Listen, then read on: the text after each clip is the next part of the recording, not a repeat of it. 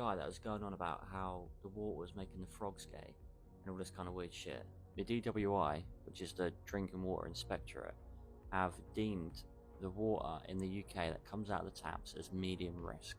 If you search on Google about PFAs in UK tap water, you'll find that on The Guardian, BBC, all these big well-known media corporations are talking about it. It all comes down to this lady called Stephanie Metzger, who's a policy advisor at the Royal Society of Chemistry, and she's saying that there's so many PFAs in our water that's actually quite a bad risk to health. And she says because the PFAs build up over time, she actually suggests that you shouldn't even drink tap water at all. It's not me saying this is not some conspiracy kind of jargon that you can find on the internet.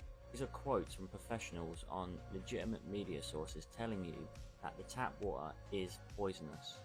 And because PFAs are so persistent in the body that they're almost impossible to get rid of, you get this whole host of different diseases and stuff that come from it. They, for example, damage the liver, they're linked to obesity, they can cause thyroid damage, infertility issues, and sometimes even cancer. And these experts that have done the studies in the water are calling for tighter restrictions on PFAs and these other negative chemicals that are in our water.